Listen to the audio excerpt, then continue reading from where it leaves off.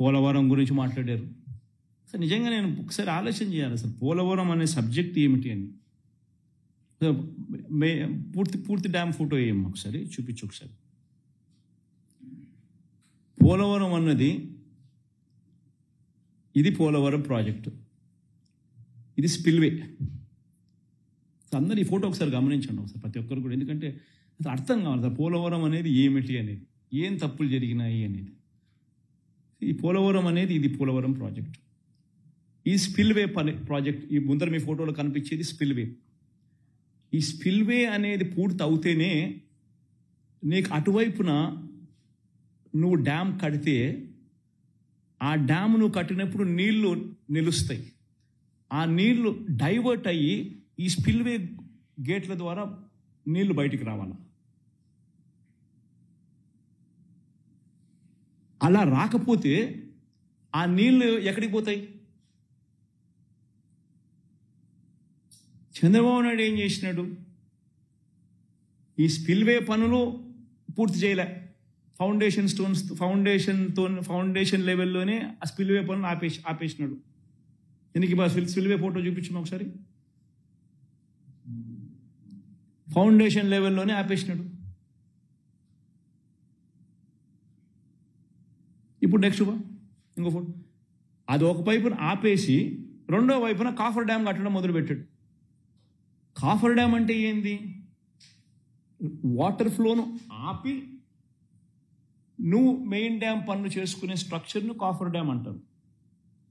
So coffer dam అనేది first coffer dam కడుతున్నావు, తర్వాత gap ఇచ్చి ఇంకొక కాఫర్ డ్యామ్ ఇటువైపున కడుతున్నావు. ఎందుకంటే నీళ్ళు అటువైపు నుంచి రాకూడదు కాబట్టి. మధ్యలో నువ్వు మెయిన్ డ్యామ్ కడతావు. ఈ రెండు కాఫర్ డ్యామ్ స్ట్రక్చర్స్ మధ్యలో నువ్వు మెయిన్ డ్యామ్ కడతావు. That is rock filled main dam కడతావు. అది డిజైన్. ఈ కాఫర్ డ్యాములు అనేది ఎందుకు కడతావు? ఆ మెయిన్ డ్యామ్ పనులకు నువ్వు అబ్స్ట్రక్షన్ లేకోకుండా, నీళ్లు రాకుండా పని ఫెసిలిటేట్ చేయడం కోసం నువ్వు కడతావు. ఈ రెండు మెయిన్ కాఫర్ డ్యాములు అనేది నువ్వు ఎప్పుడు కట్టాలి? స్పిల్వే పనులు పూర్తి చేసిన తర్వాత కట్టాలి. నువ్వేం చేసినావు? ప్రీవియస్ స్లైడ్కి పోమ్మా. స్పిల్వే పనులు పూర్తి కాకుండా ఫస్ట్ ఫోటోకి పోమ్మా. స్పిల్వే పనులు పూర్తి కాకుండా కాఫర్ డ్యామ్ కట్టడం మొదలుపెట్టాం. ఒకవేళ ఆ కాఫర్ డ్యామ్ నువ్వు పూర్తిగా కట్టేసి ఉంటే నీళ్ళు ఎక్కడికి పోతాయి? నీళ్ళు ఎలా పోతాయి బయటికి? స్పిల్వే పనులు పూర్తి కాలా, నీళ్ళు డైవర్ట్ చేయలేవు నువ్వు. ఎందుకంటే స్పిల్వే పనులు పూర్తి కాలేదు. నువ్వు కాఫర్ డ్యామ్ పూర్తి చేసేసిందంటే నీళ్ళు ఎక్కడికి పోతాయి? ఎలా పోతాయి? సో నీళ్ళు ఎక్కడికి పోతాయి, ఎలా పోతాయి అనే దానికి సమాధానం లేదు. కాబట్టి ఏం చేసావు? కాఫర్ డ్యామ్లో గ్యాప్లు ఇడిచిపెట్టేసినావు. అదిగో గ్యాప్లు కనిపిస్తా ఉన్నాయి చూడు. ఆ కాఫర్ డ్యామ్స్లో, రెండు కాఫర్ డ్యామ్స్లో మా మాదిరి గ్యాప్లు ఇడిచిపెట్టేసినాం నీళ్ళు పోవడానికి. మరి నీళ్ళు ఎలా పోతాయి? ఆ గ్యాప్లో నుంచి పోవాలి కదా. సో 2400 మీటర్ల విస్తీర్ణం ఉన్న గోదావరి నది, 2400 మీటర్ల విస్తీర్ణం ఉన్న గోదావరి నది కేవలం ఈ చిన్న చిన్న గ్యాపుల నుంచి నీళ్లు ప్రవహించాల్సి వచ్చింది. ఎందుకంటే మిగతా చోట కాఫర్ డ్యామ్ అడ్డం ఉంది.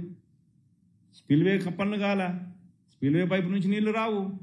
సో ఆ రెండు గ్యాపుల నుంచి నది పోవాల్సి వచ్చింది. సో ఏమవుతుంది?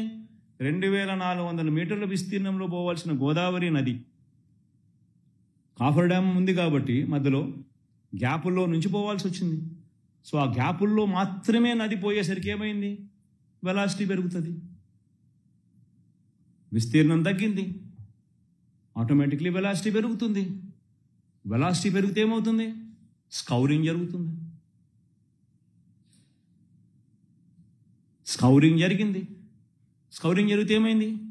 కింద 22 మీటర్ల నుంచి 33 మీటర్ల డైఫ్రమ్ వాల్, అంటే కాఫర్ డ్యామ్ కింద ఉన్న స్ట్రక్చర్ను, ఫౌండేషన్ స్ట్రక్చర్ను డైఫ్రమ్ వాల్ అంటారు. It is nothing but foundation. పైన వచ్చేది కాఫర్ డ్యామ్, కింద వచ్చేది డైఫ్రమ్ వాల్, ఫౌండేషన్ మొత్తం ఎగిరిపోయినాయి స్కౌరింగ్ జరిగి. పైగా చంద్రబాబు నాయుడు చేసి తప్పేంది? కాఫర్ డ్యామ్లో ఒకవైపున మొదలుపెట్టినట్టుగానే మెయిన్ డ్యామ్ కూడా వదిలిపెట్టాడు. 2 కాఫర్ డ్యాములు పూర్తి చేయకుండా మధ్యలో మెయిన్ డ్యామ్ కూడా మొదలుపెట్టాడు. మెయిన్ డ్యామ్కు సంబంధించిన డయాఫ్రమ్ వాల్ కూడా అయిపోయింది. అప్పటికి ఏమైంది? అప్పుడు ఈ స్కౌరింగ్ కాఫర్ డ్యామ్ను ఎత్తింది, మెయిన్ డ్యామ్ డయాఫ్రమ్ వాల్ను కూడా ఎత్తేసింది. సో మొత్తం 3 చోట్ల 3 డయాఫ్రమ్ వాల్స్ ఈ గ్యాపుల్లో నుంచి నీళ్లు పోవాల్సిన పరిస్థితులు పోక తప్పలేదు. కాబట్టి వెలాసిటీ ఆఫ్ ది వాటర్ పెరిగి స్కౌరింగ్ వల్ల పూర్తిగా ఎత్తేసింది. అసలు ఎవడన్నా కానీ ఇది చేస్తాడా? మీరే ఆలోచన చేయండి. అందరూ విఘ్నత కలిగిన డిగ్రీలు చదువుకున్న జర్నలిస్టులు మీరంతా. ఒక ప్రాజెక్ట్ కట్టేసరికి ప్రణాళికాబద్ధంగా కట్టాలి. ఫస్ట్ స్పిల్వే అయిపోవాలి. So that diversion of water can take place when the coffer dam is put in place. Spillway పనులు పూర్తి కాకముందే కాఫర్ డ్యామ్ పనులు మొదలు పెడతాం.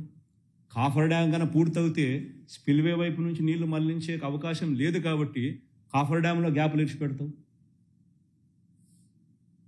కాఫర్ డ్యాములు 2 పూర్తి కాకమునిపే, స్పిల్వే పూర్తి కాకమునిపే నువ్వు మెయిన్ డ్యామ్ డయాఫ్రమ్ వాల్ కూడా కట్టేస్తావు. సో నీళ్ళు ఆటోమేటిక్లీ తక్కువ గ్యాప్లో నుంచి వచ్చేసరికి వెలాసిటీ ఆఫ్ ది వాటర్ పెరిగి స్కౌరింగ్ జరుగుతుంది. సో కిందికి 35 మీటర్ల నుంచి 22 మీటర్లు స్కౌరింగ్. తప్పు ఆయన చేస్తే మన ప్రభుత్వం వచ్చిన తర్వాత ఈ తప్పులన్నీ రిపేర్ చేస్తూ అడుగులు పడ్డాయి. అసలు ఫస్ట్ ఆఫ్ ఆల్ ఈ డ్యామ్ కన్స్ట్రక్షన్ చంద్రబాబు నాయుడు తీసుకోవడమే చేసిన మొదటి తప్పు. కేంద్ర ప్రభుత్వం చట్ట ప్రకారము వైపీ రీఆర్గనైజేషన్ యాక్ట్ ప్రకారం వాళ్ళు కడతామంటే వాళ్ళతో కట్టించకుండా చంద్రబాబు నాయుడు దీన్ని కాసుల కోసం, కమిషన్ల కోసం కన్స్ట్రక్షన్ యాక్టివిటీ ఈయన తీసుకున్నాడు. తీసుకుని 2013 ఈయన తీసుకునిందే, ఈయన ప్రభుత్వం వచ్చింది 2019 వచ్చింది, 2014 వచ్చింది. సారీ 2014 వచ్చింది. 2014లో ఆయన ప్రభుత్వం వస్తే ఏమంటాడు? 2013-14కు సంబంధించిన రేట్స్ ఫ్రోజ్ అంట. ఫ్రీజ్ చేసి ఆ రేట్లకి మేము చేస్తామని ఒప్పుకున్నాడు. ఏ ప్రాజెక్ట్ అయినా కానీ ఎన్ని రోజులు పడుతుందో ఎవరికి తెలియదు. కేంద్ర ప్రభుత్వం రెస్పాన్సిబిలిటీ, ప్రాజెక్టు కట్టాల్సిన బాధ్యత మీది అని చెప్పాల్సింది పోయి నేను ఓన్లీ ఎగ్జిక్యూషన్ అథారిటీ, నేను కాకపోతే మీరే చేయండి కానీ ప్రాజెక్టు మీరే కట్టాలి అని చెప్పాలి. కానీ రేట్లు ఎవడన్నా ఫ్రీజ్ చేస్తాడా? 2023-24 రేట్లు మాత్రమే నేను తీసుకుంటానని ఫ్రీజ్ చేసినాడు. అది ఇంకొక తప్పు చంద్రబాబు చేసింది.